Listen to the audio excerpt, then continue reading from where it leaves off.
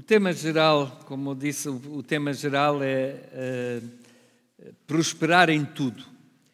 E se acredito que há alguma coisa que Deus pretenda, através da revelação e da inspiração profética, é precisamente para a nossa prosperidade, para que nós prosperemos em tudo. Não estou a falar da doutrina da prosperidade, não é? Que aí algumas denominações apregoam, mas a prosperidade em tudo, a prosperidade espiritual, prosperar a nível, porque não também financeiro, porque nós temos na palavra de Deus tantos conselhos.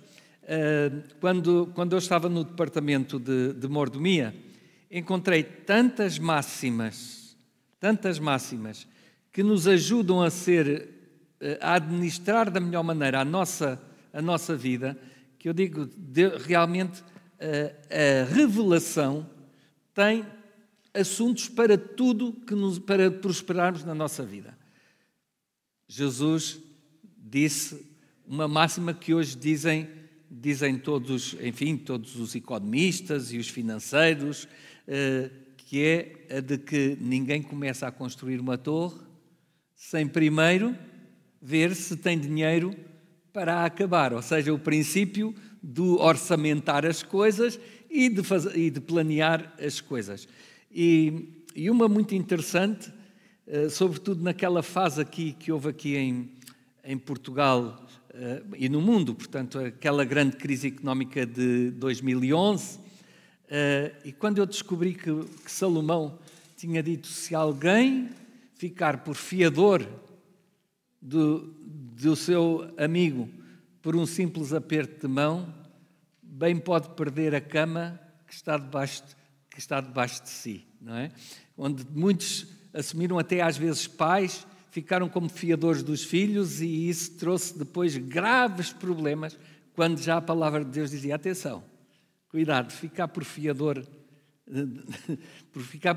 é muito complicado. Uma vez, só aqui uma partezinha, ainda não é, mas tem a ver com aquilo que é a revelação divina, uma vez numa igreja, uns irmãos perguntaram-me: pastor, então, mas então se nós precisarmos de um fiador, então um irmão nosso não pode ser nosso fiador?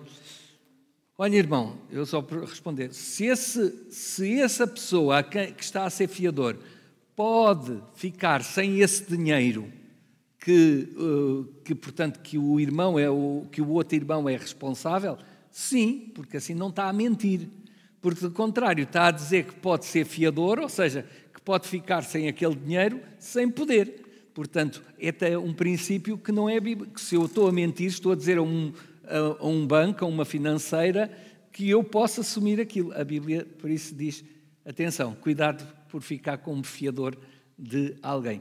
Se nós quisermos assim: olha, coitado, precisa de ajuda, graças a Deus, Deus abençoou-me bastante, se ele faltar, não me vai fazer falta a mim e eu posso cobrir, então, força, em frente. Mas se não é o caso, não devemos fazê-lo, não é? Portanto, a revelação divina e a inspiração profética é alguma coisa extraordinária. O que nós vamos falar esta tarde é precisamente da revelação,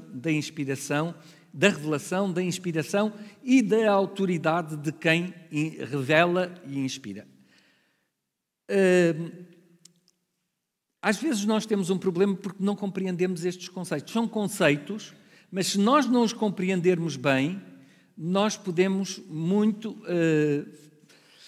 facilmente cairmos num erro de interpretação daquilo que os profetas estão a transmitir através da palavra. Mesmo entre os adventistas, no início, havia alguns... Muito obrigado, irmã. Haviam alguns adventistas que acreditavam que a revelação divina trabalhava depois a inspiração mecânica. Sabem o que era a inspiração mecânica? Era o do ditado, ou seja, que o profeta era dirigido na sua mão por Deus para escrever exatamente aquilo que Deus dizia. Bom, quando Deus quis que isso acontecesse, Ele fez pela sua própria mão. Não é? Não precisou da mão de ninguém, não é? Porque nos 10 mandamentos ele fez com a sua própria mão, não precisou da mão de ninguém. Então, estes conceitos são muito importantes estarem...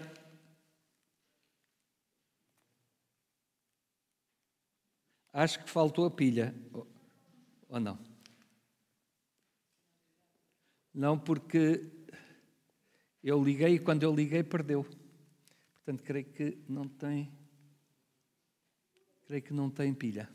Creio que é a pilha. Okay. Foste tu? Então, a própria palavra de Deus diz-nos como é que ela foi escrita. Não podemos dizer nós que a palavra de Deus foi escrita desta maneira ou daquela, não. Ela própria fala, não.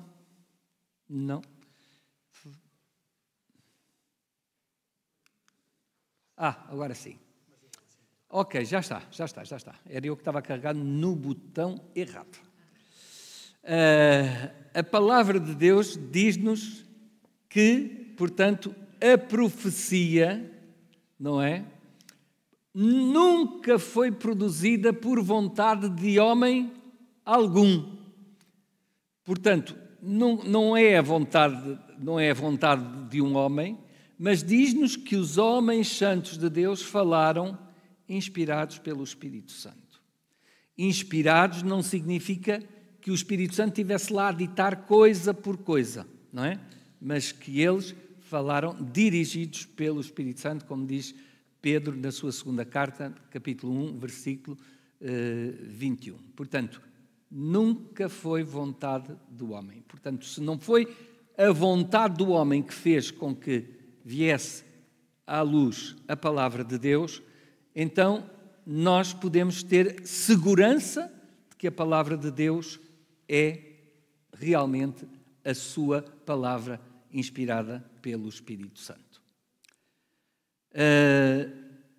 Também em 2 Timóteo 3,16, nós podemos ler: toda a Escritura divinamente inspirada é proveitosa para ensinar, para redarguir, para corrigir, para instruir em justiça. Infelizmente, alguns dos primeiros adventistas e hoje muitos outros teólogos acreditam que nem tudo o que está na Bíblia é inspirado. Haviam até alguns dos dirigentes da Igreja num determinado período, ao contrário daquilo que depois Ellen White confirmava pela Bíblia. Não, olhem para a Bíblia, vejam o que a Bíblia diz. A Bíblia é toda ela inspirada, diz que toda ela é inspirada divinamente. Alguns achavam que não. Alguns dos provérbios não tinham nada a ver com inspiração. O livro de Eclesiastes não era um livro inspirado. Cantares de Salomão tampouco era um livro inspirado. Lucas, no capítulo 1, os 3 primeiros versículos de Lucas também não eram inspirados. E, portanto, quando a gente começa a achar, quando acha um homem, um ser humano, vou dizer assim, para saber que é homem e mulher, hoje em dia, se a gente não diz assim ser humano, tem que dizer homem e mulher, assim eu digo ser humano e é o melhor. O ser humano não é nenhum ser humano que escreveu por si e de fumo da sua chaminé a Bíblia. Toda a Escritura é divinamente inspirada. Toda ela é inspirada divinamente. E Ellen White vai, para não haver dúvidas, Ellen White vai então fazer a seguinte afirmação no grande conflito. A Bíblia aponta para Deus como sendo o seu autor.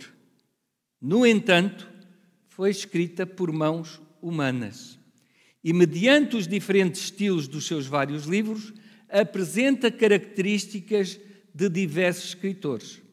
Assim, as verdades reveladas são dadas por inspiração de Deus, portanto, e menciona o versículo que nós vimos há pouco, mas são expressas com palavras de homens. Esta é a grande diferença.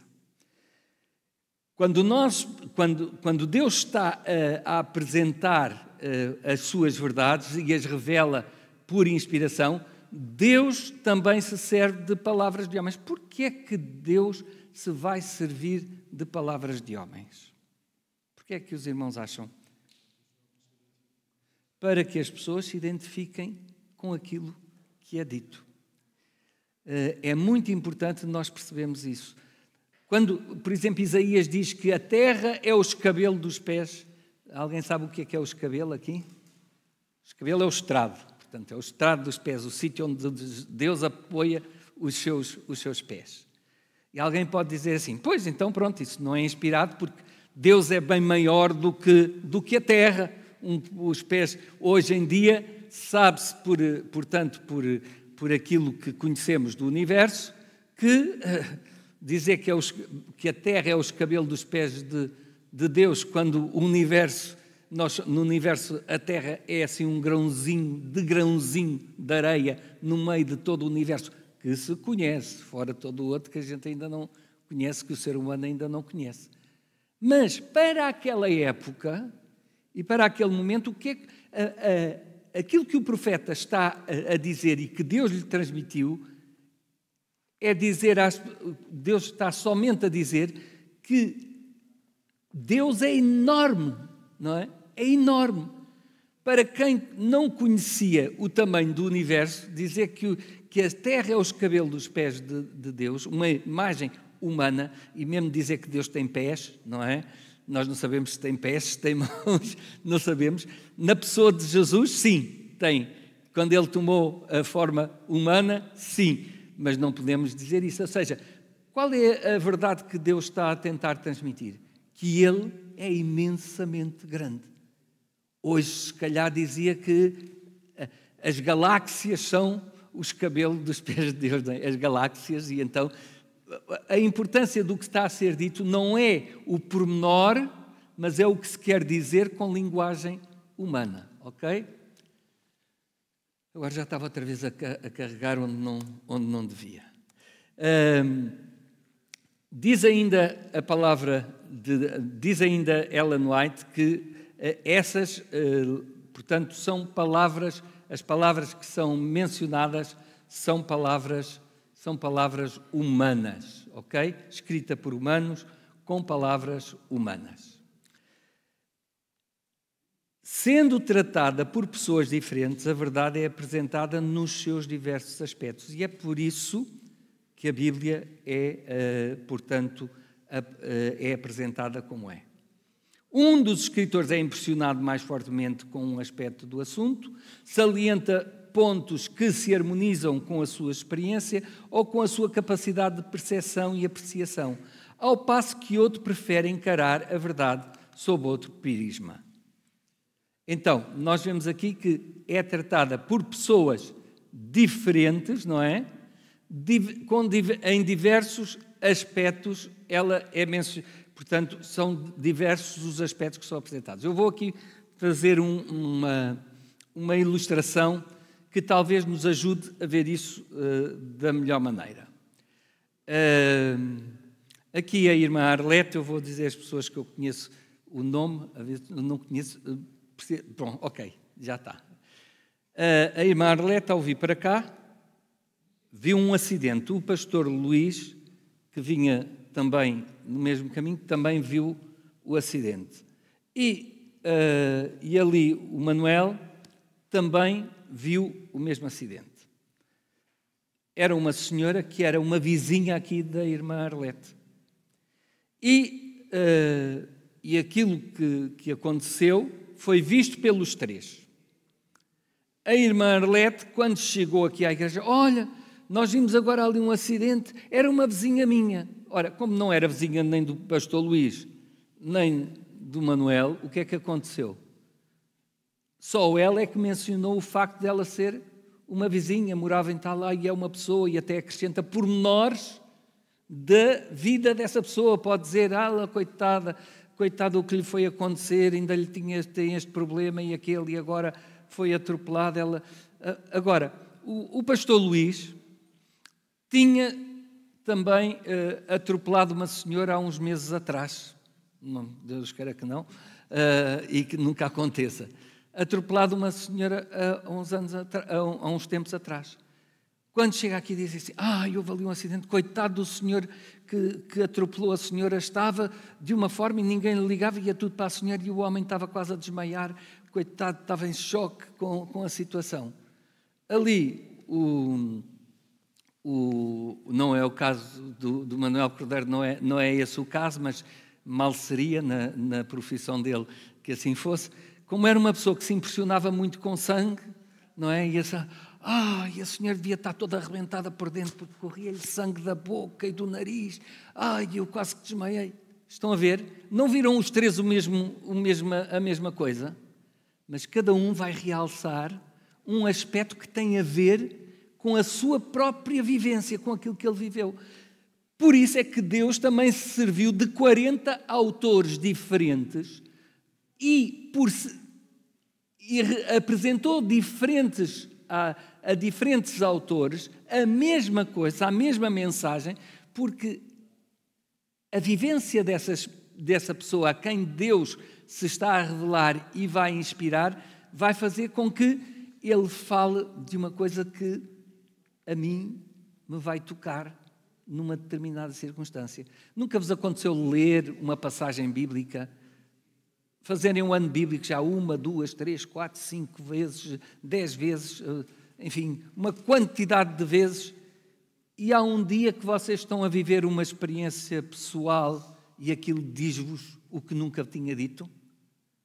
Pois essa é a intenção de Deus. Deus ama-nos tanto que fala de acordo com o que nós precisamos em cada momento. Isto é extraordinário. Ainda a fazer o ano bíblico este ano, houve ali uns dias que todas as passagens eram sobre o mesmo assunto e era precisamente aquilo que eu precisava nesse momento. E eu só pude dizer ao Senhor, obrigado. Olha, e estas passagens nunca me tinham dito tanto como me disseram hoje. Ellen White também continua dizendo o seguinte, e reparem, estamos a ver aqui que Ellen White não está a dizer nada que a Bíblia não tenha dito, mas confirma aquilo que a Bíblia diz para nós ficarmos com certeza de como é que foi feita essa inspiração e como é que a Bíblia foi escrita. Portanto, está a falar de daqueles que escreveram a Bíblia, todos eles, porém, atuam sob a direção do mesmo Espírito para apresentar aquilo que exerce sobre o seu espírito uma mais profunda impressão, resultando daí uma variedade de aspectos da mesma verdade, mas que se harmonizam perfeitamente entre si. As verdades assim reveladas formam um todo perfeito que se adapta admiravelmente às necessidades humanas em todas as condições da experiência da vida. É por isso que nós não temos só um evangelista a relatar a vida de Jesus, mas temos quantos? Quantos evangelistas é que nós temos a relatar a vida de Jesus? Quantos evangelistas é que... Quantos é que são? Mateus, Marcos, Lucas e João. 4. E reparem que um diz que foram, num determinado momento, diz que era só um endemoninhado gadareno. Não diz que era só. Ele fala de um endemoninhado gadareno. Era diferente se estivesse lá escrito, então só lá estava um. Não diz que só lá estava um. Diz que estava um. Ou seja, o que é que ele foi fazer? O mesmo que nós vimos aqui com 3 aspectos do mesmo acidente. Ele centrou-se num dos 2 endemoninhados que para ele lhe tocou mais profundamente, possivelmente pela forma como ele, portanto, mudou, ou seja, de vida, e, portanto, centrou-se naquele que mudou de vida e se calhar o outro, como não mudou, ficou esquecido. Não foi esquecido, não disse, e então centrou naquele. Mas um evangelista, um outro, o que é que vai falar? De dois que ali estavam, entre os sepulcros e tudo mais. Portanto, foram falar da mesma coisa, mas realçar o aspecto que mais lhe tocou, como diz aqui Ellen White. Por exemplo, a inscrição de Jesus sobre a cruz. é dita pelos diferentes evangelistas que o que lá estava escrito era diferente, mas na essência não diziam todos o mesmo. Todos diziam que era Jesus, o Nazareno, não é? Isso, portanto, todos identificaram que quem estava na cruz era Jesus. Agora, até realçou que estava escrito em 3 idiomas, nos 3 idiomas do Império, não é?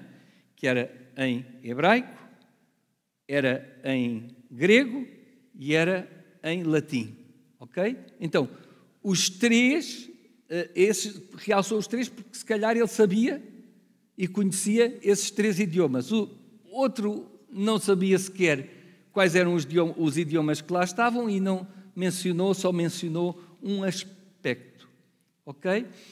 Portanto, não se contradiz, a Bíblia não se contradiz, Deus vai se servir de cada um deles e deixou que tivesse ali, portanto, essas supostos falhas, naquilo que foi o relato dos Evangelhos, para que as pessoas se possam identificar com vários aspectos daquilo que aconteceu. Portanto, todos eles, como dizia... Agora estou a carregar no certo. Portanto, atuam sob a direção do mesmo Espírito, do Espírito Santo, com diferentes aspectos da verdade. E portanto, eles vão fazer com que o todo seja o que realça, portanto, naquilo que eles depois transmitem através da inspiração. Agora, nós temos, ainda esta manhã temos na Bíblia os profetas canónicos, ou seja, os escritores que escreveram a Bíblia e que Deus instruiu a Igreja para que tivessem na Bíblia. Por exemplo, nós temos um autor canónico, Paulo, que nós saibamos e que a Bíblia mostre, escreveu 3 cartas diferentes aos Coríntios, mas nós só temos 2 aqui. Há uma que Deus considerou que não era universal, possivelmente era uma carta e que nós não temos conhecimento que ela existiu, mas não a temos no cânon, porque possivelmente não era geral, ou seja, os ensinos que tinham essa carta não eram tão importantes para a Igreja no futuro como as outras 2. Deus permitiu que ficassem e que chegassem até nós 2, ou seja, a primeira e a terceira, a segunda é a que não está cá. Claro que aqui está mencionada que é a primeira e segunda a Coríntios, das que fazem parte do cânon. Só que entre esta primeira e a segunda que nós temos na Bíblia, havia uma terceira, houve uma outra carta que não está no cânon. Mas isso é a direção de Deus a decidir. Da mesma forma, há profetas que não são canónicos, que não estão aqui na Bíblia, não é? Que não têm livros na Bíblia. Agora, quem é o autor, quer da revelação que é dada a um e a inspiração e do outro? Como está ali naquele gráfico, é o mesmo, é Deus. É Deus, o autor é o mesmo. E foi isto que aconteceu também com Ellen White. Ou seja, Ellen White difere, portanto, 2.000 a 3.000 anos dos profetas canónicos, mas os seus escritos têm a mesma autoridade. Porquê? Porque o autor é o mesmo, é Deus. Quando ela fala porque, ou quando ela escreve porque, infelizmente, nós costumamos, com o tempo, começar a dar voltas ao texto, como eu costumo dizer, não é? Gostamos muito de dar voltas ao texto. Estão aqui pessoas que já são há muitos anos adventistas, verdade? Pessoas que já são há mais de 40 anos adventistas. Quem é que está aqui que é há mais de 40 anos adventista? E É ou não verdade que a tendência do povo de Deus ao longo dos anos é às vezes começar a dar uma voltinha assim ao texto? Não é? Sim, mas é para aquele tempo, ou foi naquela altura, porque a igreja era muito legalista e foi preciso aprender. Sim, tudo isso é verdade. Mas nós às vezes precisamos de profetas. O que é que diz a palavra de Deus? Que quando não há profeta, o que é que acontece ao povo? Corrompe-se. Porquê? Porque começa a dar voltinhas ao texto. Começa a dizer de outra maneira. Jesus veio numa altura em que os profetas estavam a ser mal interpretados, não é? E ele próprio diz assim: ouvistes o que foi dito pelos... mas eu vos digo. Ou seja, porquê? Porque vos ensinaram de uma maneira, é como ele está a dizer, ensinaram-vos de uma maneira, tentando proteger a verdade de Deus, às vezes meteram tradições pelo meio. E nós também temos as nossas tradições, ou não temos? Os adventistas não têm as suas tradições também. Nós dizemos que não seguimos a tradição, mas até seguimos. Porque é que nós nos reunimos ao sábado às 10 da manhã? Há alguma coisa bíblica ou assim que diga que Deus só se põe ao serviço às 10 da manhã e que os outros dias põe-nos ao serviço às 8 da manhã? Há alguma coisa que diga isso? Não. É uma tradição que ficou, sabem do quê? Sabem porque é que os primeiros adventistas se reuniam às 10 da manhã? Porque a maior parte dos primeiros adventistas eram agricultores. Eram pessoas que tinham gado. E então tinham que deixar o gado tratado antes de irem para a igreja. E se fosse mais cedo, não dava tempo para eles poderem cuidar e tratar do gado e deixarem o gado para o resto do sábado eles estarem tranquilos. E então era às 10 da manhã. Hoje não temos gado para tratar, mas temos uma caminha que é muito confortável até às 10 da manhã. Até às 10 da manhã não, porque senão chegam atrasados. Mas até mais tarde, ao sábado, para nós estarmos mais um bocadinho na cama. Ou seja, seguimos uma tradição, não é? Que não tem nada a ver com aquilo que Deus diz. Há outros países em que não se começa às 10 da manhã, nem um quarto para as 10. É às 9h30 e às 9. Em alguns países, os serviços de culto começam às 9 da manhã. Mas nós continuamos com a tradição dos primeiros adventistas. E se alguém muda, se alguém muda, às vezes ainda é problemático. Portanto, Deus teve que inspirar Ellen White porque havia coisas que os cristãos tinham alterado. Uma das coisas que os cristãos alteraram foi a questão da imortalidade da alma, não é? Que a alma era imortal. Porquê é que isto aconteceu? Eu tenho uma ideia, enfim, uma opinião que se calhar não vai longe da verdade. Porque está a começar a acontecer na Igreja Adventista a mesma coisa. Porquê? Porque nós dizemos uma coisa que é verdade. A senhora, olha, descansou no Senhor, está nos braços do Senhor. E é verdade. Está nos braços porque está a dormir, não é? Uma criança, quando está nos braços da mãe ou do pai, está a descansar, não é? Ele já vai, para ele, Jesus já veio. Não dizemos isso às vezes? Olha, para esta pessoa, Jesus já veio. Mas não é naquele momento histórico. É quando Jesus vier em glória, não é? Mas o dizer isto, os cristãos foram dizendo isto, dizendo, e às duas três, pronto, já está com Jesus. Lá vem a questão da alma depois, porque entraram o paganismo também, e os pagãos tinham essa ideia, começaram a associar isto. Se já está com Jesus, pronto, já foi, já está, já lá está na glória, não é? E, portanto, é fácil estas coisas acontecerem. Então, Deus tem que suscitar, num momento como aquele que era o século XIX, o que é que surgiu em 1859, ali logo a seguir, portanto ainda nem a Igreja Adventista tinha sido formada. O que é que aconteceu em 1859? Darwin foi fazer uma visita às Ilhas Galápagos e escreveu um livro que se chamava A Origem das Espécies, que pôs em causa a criação por Deus. Ninguém ainda tinha posto isso em causa. Agora estava alguém que ia pôr em causa a criação de Deus. O que é que Deus faz antes que isso aconteça?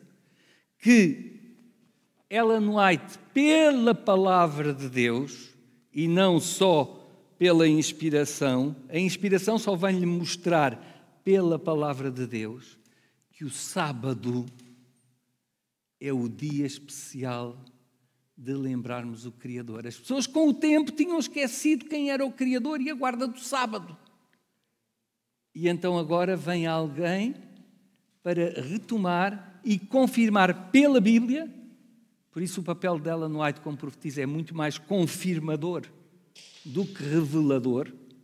É sobretudo confirmar pela palavra aquilo que é verdade. Outra questão, isto era da criação, temos também a questão da imortalidade da alma e tínhamos igualmente a questão do santuário que tinha sido completamente esquecida. Era como se o livro de Hebreus não existisse. Como se o livro de Hebreus não nos dissesse o que diz, ou seja, o papel de Cristo tinha terminado com a cruz. E não é isso que a palavra de Deus diz. Diz que temos um intercessor entre Deus e os homens, que é Jesus. O seu papel continua como intercessor. Mas depois vai ter o papel teve também já o papel de advogado, não é? Desde 1844 está a fazer o papel de advogado de todos aqueles, dizendo no juízo investigativo, olha, não, a irmã Arlete não, ela realmente teve ali uns deslizes, umas coisas, mas aceitou o meu sacrifício. Pai, absolve-a, Senhor, absolve-a. O meu sangue foi vertido por ela. Olha, pastor Daniel, foi um caso dos trabalhos este homem. Mas, ó Senhor, olha, eu morri por ele e ele aceita o meu sacrifício. Portanto, estas verdades tinham que vir novamente ao de cima no sentido de serem mostradas como elas realmente eram. Então, Deus suscita Ellen White para que estas coisas sejam reencontradas. Portanto, não é alguma coisa que aconteça pela primeira vez. Mas as pessoas podem dizer assim, mas espera lá. Então, mas também revelou a reforma por saúde. Pois foi, revelou a reforma pela saúde.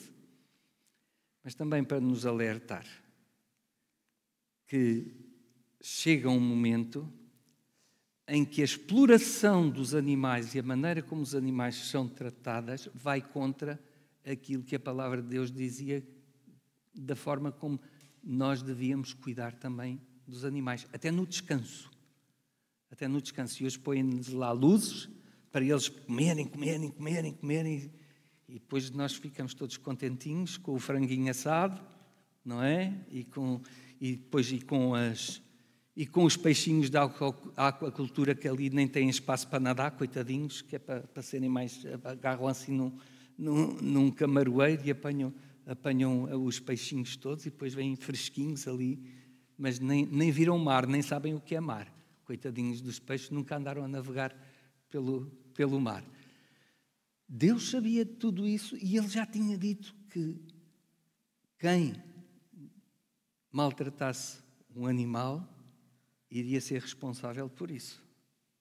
E, portanto, se eu colaboro com alguma coisa dessas, eu também, nem que seja aproveitando a produção desses animais, eu também, de alguma forma, sou responsável. E Deus sabia que os animais iam ser tratados dessa maneira, iam crescer dessa maneira, e Deus mostra ao seu povo aquilo que Ele já tinha dito. Atenção, cuidado.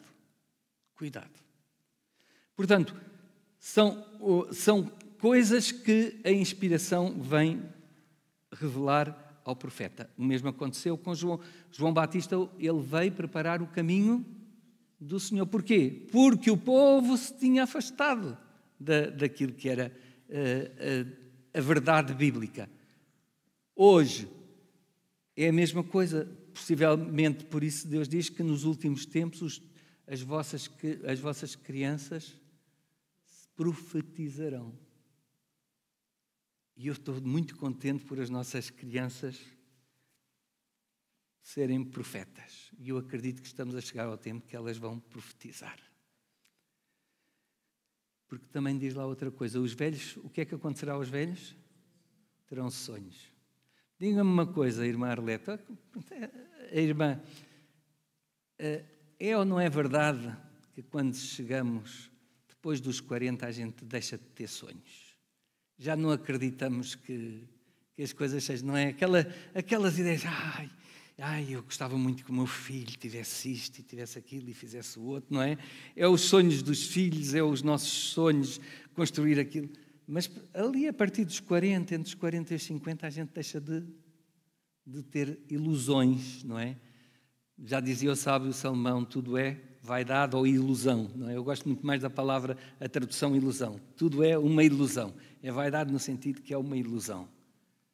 E nós vivemos muito, chega a uma altura da nossa vida que já não temos ilusões. Já não sonhamos da mesma maneira. Mas o facto de ver o povo de Deus, através dos mais novos, das crianças, a profetizarem, volta a renascer o sonho do encontro com Jesus. Volta a renascer o sonho de uma igreja que se prepara para ser triunfante quando Jesus vier. Portanto, estamos a chegar a esse tempo. E eu acredito que isso foi alguma coisa que aconteceu com Ellen White. E nós, como Ellen White diz, ela diz que se nós lêssemos a Bíblia e nos identificássemos com os princípios e valores da Bíblia, não precisaríamos dos testemunhos. Ou seja, não precisaríamos daquilo que Deus a inspirou a escrever. Da mesma maneira que haviam, no tempo de Jesus, havia uma religião que só aceitava os livros de Moisés. Todos os outros profetas não. E eles tinham, de certa forma, tinham razão. Porque não tinha sido necessário os outros profetas todos, se eles não tivessem tido que ir para a Síria, não tivessem ido para a Babilónia. Mas como isso aconteceu e eles depois foram assimilados por essas culturas, então eles tiveram que receber, através dos profetas, atenção, está a acontecer isto, está a acontecer aquilo, está a acontecer o outro. Agora, isto significa que não há erros na Bíblia? Ou há erros na Bíblia, apesar daquilo que eu disse? Há erros ou não na Bíblia?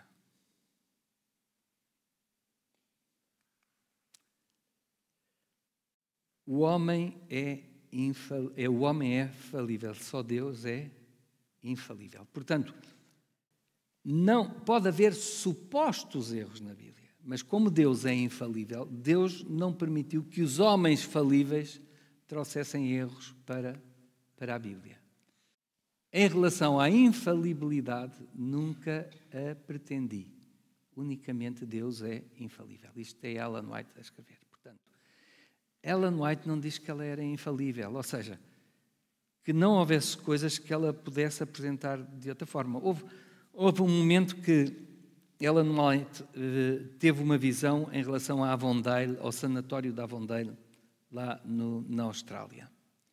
E ela disse que o edifício teria, eu não me lembro agora do número, mas seriam 350 janelas, o que significava que era um espaço grande, uma clínica grande. Depois, quando ela foi construída, não tinha 350, tinha 343. E algumas pessoas servem-se disso e dizem, estão a ver, como é que ela é profeta? Mas, meus amigos, Deus também não disse a Abraão que seriam 400 anos, o que estariam, não eram 400 anos. Quanto tempo é que o povo teve lá no Egito? 430. Significa que essa diferença de 400 anos o profeta errou? Não, não errou, porque está dentro da mesma margem. Ou seja, o que Deus está a revelar a Ellen White é que o sanatório seria um sanatório considerável para aquele tempo, com muito espaço para tratar pessoas e para os estudantes estudarem também e se prepararem para o ministério. Diz? Não teve a contar, ou seja, olhou e calculou mais ou menos. O que vai acontecer também é isso. O Senhor disse a Moisés e a Arão: porquanto não me crestes a mim para me santificar diante dos filhos de Israel, por isso não metereis esta congregação na terra que lhes tenho dado. Eram profetas ou não? Arão e Moisés não eram profetas? Cometeram um erro ou não cometeram? Cometeram. Ou seja, eram falíveis. Deus trabalha com pessoas que são humanos e que podem errar como nós. Eu costumo dizer que se Deus até pôde falar através de uma mula, portanto pode falar através de mim. Portanto, é isso que me tem ajudado no meu ministério, porque eu sei que sou falível, às vezes tenho situações que nem eu fico confortável com elas. Eu vou-vos contar aqui um episódio pessoal. Às vezes há pessoas que não gostam. Se a minha mulher estivesse, eu não contava isto, porque ela não gosta. Mas como ela hoje não está a cuidar da minha sogra, eu vou contar. Um sábado de manhã, já não sei porquê, e é isso, a maravilha de Deus quando nos perdoa também nos não nos faz amnésicos em relação à situação, mas às vezes em relação ao conteúdo, Deus torna-nos amnésicos. Eu sei que um sábado de manhã, por qualquer coisa, nós tivemos assim um desaguisado, eu e a Ana, assim um bocado aceso, e eu não me sentia nada confortável de ir pregar naquela manhã, porque ia-me sentir o maior hipócrita depois do que tinha acontecido naquele desaguisado que nós estávamos ali a ter. E então peguei no telefone, liguei para o ancião e perguntei-lhe se ele me poderia substituir na pregação daquela manhã, porque tinha acontecido um imprevisto, e era verdade, não era mentira nenhuma, aquilo não estava previsto. Se ele, sim, pastor, olha, espero que... Mas é alguma coisa grave? Não, há de se resolver. Mas então assume, se faz favor, que eu não sei se vou chegar a tempo ou se vou à igreja. Bom, quando a minha mulher que veio e viu, já estão a calcular o que é que ela disse. Pois, agora sou eu a culpada, não é? Disto sou eu a culpada. Mas eu disse, não és nada culpada, tu não tens a culpa daquilo. Eu sinto-me mal por a maneira como eu, como pastor, é que não devia ter comportado da maneira que me comportou. A culpa não é tua. Então começámos ali a conversar, depois orámos os dois e as coisas ficaram bem, e eu apareci na igreja. E o ancião, assim que me viu, disse assim, então pastor, veio? Sim, olha, afinal resolveu-se o assunto, eu vou pregar. Mas eu sou falível como os outros, também me zango com a minha mulher, não é? Às vezes ao sábado de manhã, e não é? E se eu vou para o púlpito vou-me sentir hipócrita. Mas o que me dá satisfação é dizer, não, mas se Deus pode falar por uma mula, também pode falar por mim. Se Ele me está a dirigir para eu falar, eu posso falar apesar dos meus erros, das minhas falhas. E o mesmo aconteceu, sabem, o mesmo aconteceu também, sabem, Ellen White diz que também Paulo, um grande servo de Deus, quer dizer, quase metade do Novo Testamento foi escrito por Paulo, não é? Que Paulo tinha errado quando foi tratado do seu cabelinho, não é? Para dizer que tinha feito voto e para que os outros achassem que ele era verdadeiro israelita e que não era um grego e que ele acreditava na lei de Moisés. Vejam o que é que Ellen White diz em Atos dos Apóstolos. Não estava, porém, autorizado por Deus a ceder tanto quanto outros homens, ou seja, os dirigentes da igreja daquele tempo, lhe diziam. Portanto, mesmo pessoas consagradas, mesmo profetas, podem errar. Arão errou, Moisés errou, Míriam errou. Para não serem só homens, não são só os homens que erram. Portanto, erraram, mas não foi por isso que eles não deixaram de ser usados por Deus. Até porque Deus quer que nós percebamos que, apesar dos erros, quando se deixam dirigir por Deus, Davi, outro profeta, não é? Não errou quase nada, pois não? Ui.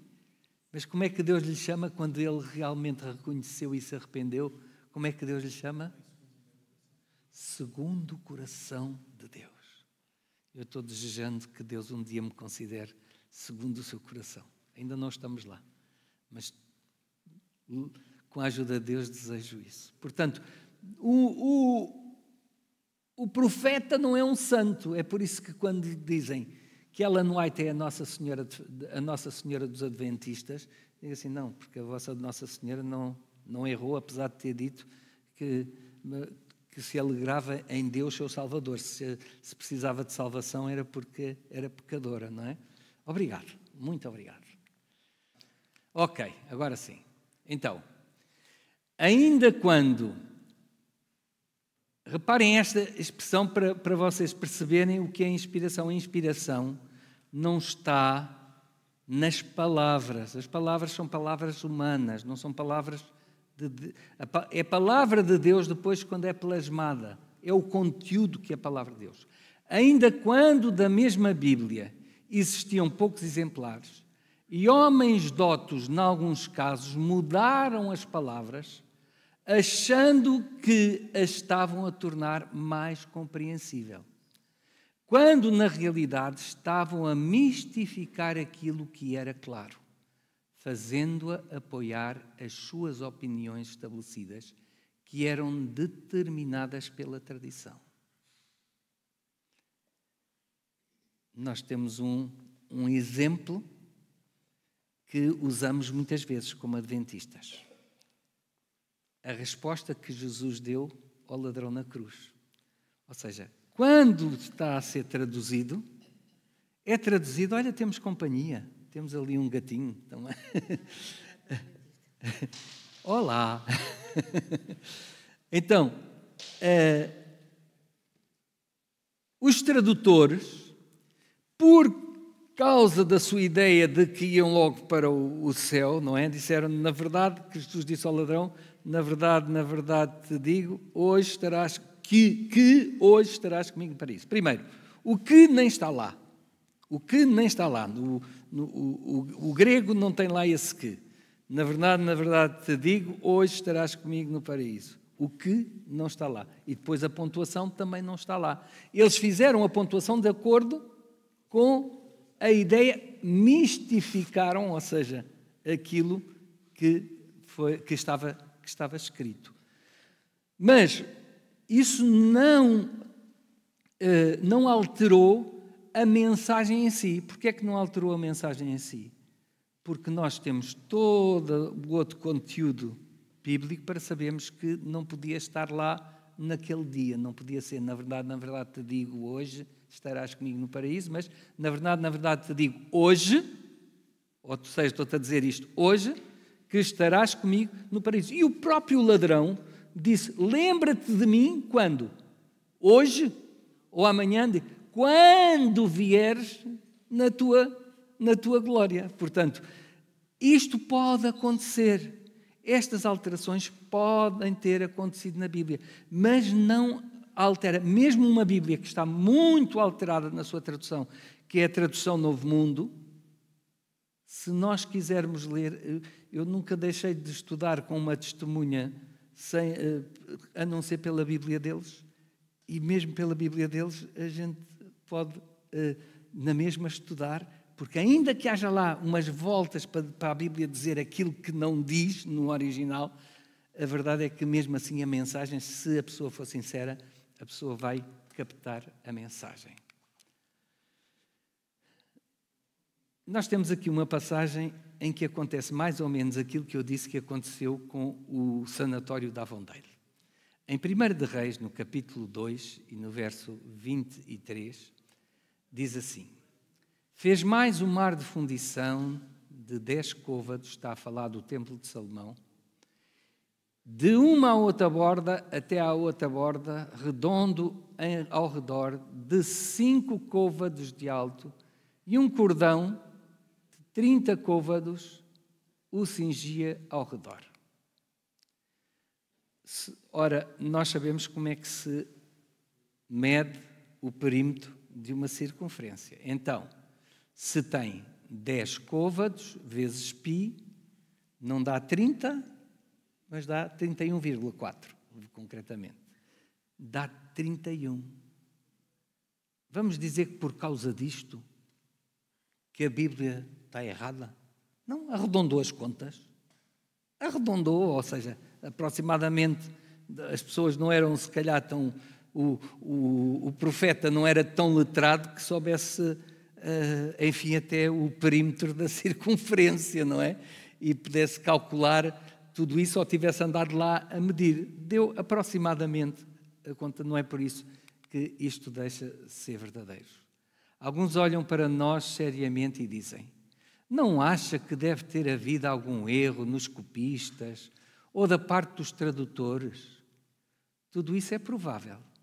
E a mente que for tão estreita que hesite e tropece nessa possibilidade ou probabilidade, estaria igualmente pronta a tropeçar nos mistérios da palavra inspirada, porque a sua mente fraca não pôde ver através dos desígnios de Deus.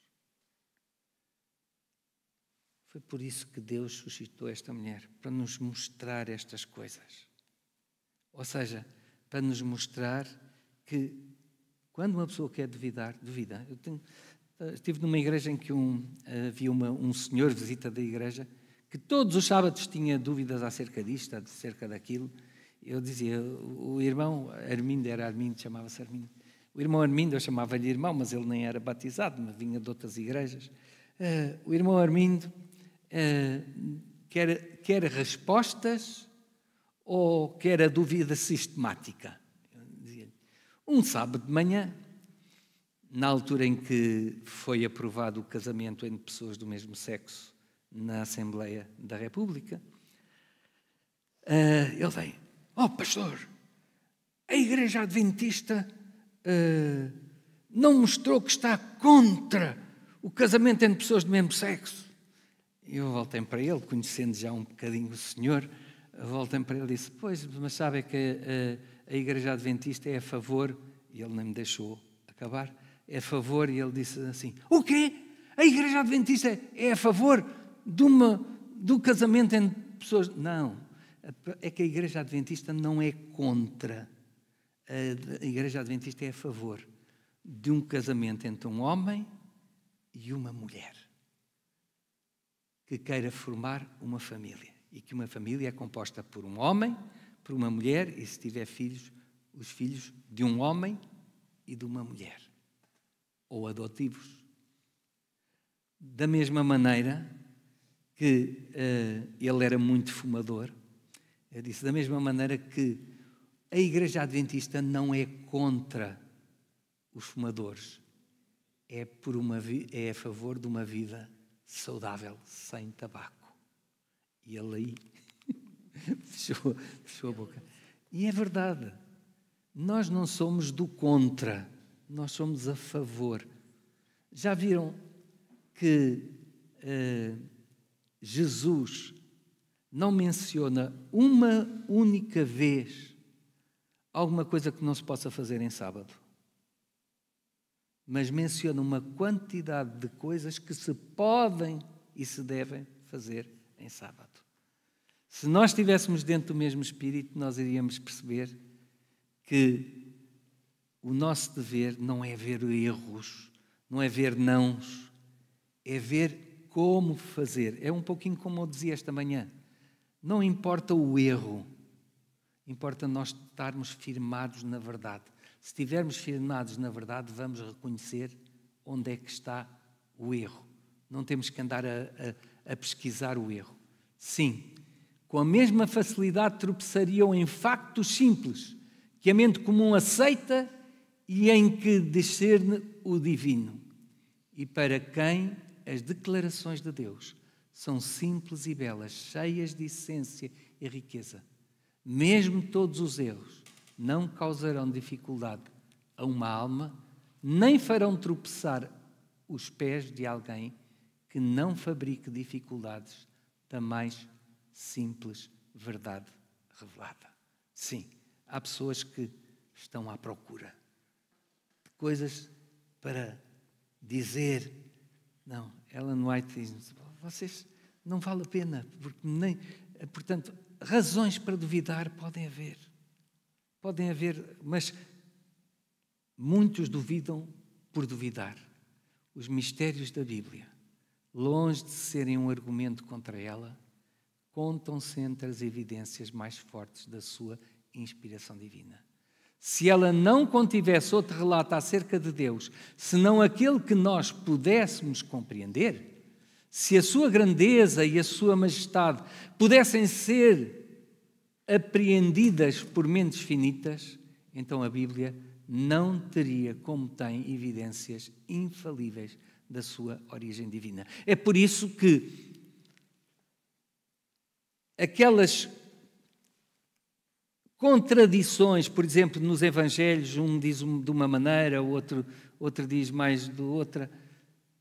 Se a Bíblia fosse uma obra divina, os próprios evangelistas tinham tirado todas essas contradições. Não tiraram, porque todos concordavam que era simplesmente os aspectos diferentes de cada um dos evangelistas. E mesmo hoje ninguém tira essas contradições. Nós mesmos, como adventistas, não insistimos em retirar lá a declaração de Jesus ao ladrão na cruz não, porque temos N passagens para mostrar que aquilo só pode ser lido de uma forma. Aliás, vou-vos contar aqui um episódio para vocês despertarem um bocadinho, estamos mesmo a terminar, que era no tempo do presidente do Conselho ser Salazar, foi um homem do campo, foi com um cartaz para a frente da presidência do Conselho, ali era ainda na Praça do Comércio, naquela altura, com um cartaz que dizia: morra Salazar, não faz falta à nação. Veio logo a polícia do Estado e veio agarrá-lo, e ele disse assim: mas porquê é que me estão a agarrar? Então eu estou aqui a fazer uma manifestação a favor de Salazar, veja lá o que é que está lá escrito. Morra Salazar, não faz falta à nação. O senhor Presidente do Conselho não faz falta à nação. Você vai já pequena. E ele disse assim: desculpem lá, eu esqueci-me da pontuação. Morra Salazar, ponto de interrogação. Não, ponto de exclamação. Faz falta à nação. Estão a ver? Portanto, muitas vezes, usar uma simples pontuação pode alterar as coisas. Mas, na Bíblia, nós temos outras referências para podermos ver se aquilo é realmente assim ou se pode ser visto de outra forma, sem alterarmos a verdade bíblica. A magnitude dos temas da Bíblia deveria inspirar fé nela como palavra de Deus. E não inventarmos coisas como... eu não compreendo como é que um Deus pode ser 3 pessoas. Não compreendo. Vocês compreendem? Não. Mas não é por isso que eu vou dizer o contrário do que a Bíblia me diz. Que são 3. pessoas. Eu posso até encontrar explicações humanas, lá está as tais palavras humanas, mas nunca vai representar aquilo que Deus é. Eu costumo dizer, sabem que uma vez um desses irmãos que é unitarista e que, enfim, que diz que não podem ser 3 deuses porque Deus é um. Porque 1 mais 1 mais 1 são 3, não são 1. E creio que por inspiração divina Deus disse-me, pois, mas é que a matemática de Deus é diferente. O quê? 1 mais 1 mais 1 não são 3. Não, é que Deus não se soma, Deus multiplica-se. 1 vezes 1 vezes 1 é 1. Em matemática, 1 vezes 1 vezes 1 é 1. Portanto, Deus multiplica-se, Deus não se soma. Deus multiplica-se em meios para chegar até nós, para a nossa salvação. Multiplicou-se em Jesus, multiplica-se no Espírito Santo para a nossa salvação. Porque Deus deseja a nossa salvação. Agora, como é que eu compreendo isso? Como é que uma pessoa se pode multiplicar uma pessoa? Não, mas Deus pode todas as coisas. Deus que criou os céus e a terra pode fazer todas as coisas. Em quase todos os casos em que os indivíduos se tornam duvidosos em relação à inspiração da palavra de Deus, isso deve-se à sua vida não consagrada, que essa mesma palavra condena. Eles não aceitam as suas reprovações e ameaças porque elas atingem diretamente a sua conduta errada. Então, resumindo, apenas são comunicadas na revelação e na inspiração mensagens, pensamentos. E agora Deus vai trabalhar nesses pensamentos para transmitir a outros seres humanos a mesma coisa. A Bíblia é escrita com palavras humanas. Portanto, não podemos falar. Quando se diz que Deus se ira, não é? Nós já estudámos isso o trimestre passado, não é? E hoje, esta semana, também tivemos mais uma abordagenzinha sobre o assunto. A ira de Deus não é uma ira emocional como a nossa. É um sentimento de não poder compactuar com coisas que são contra a sua natureza, não é? É uma ira, diríamos, santa, não é? Poderá haver alguns pequenos erros factuais que não desviarão ninguém. Tudo isso se aplica quer à Bíblia, quer a Ellen White. Porque quem é o autor da Bíblia é o autor daquilo que são os conselhos que vêm através de Ellen White.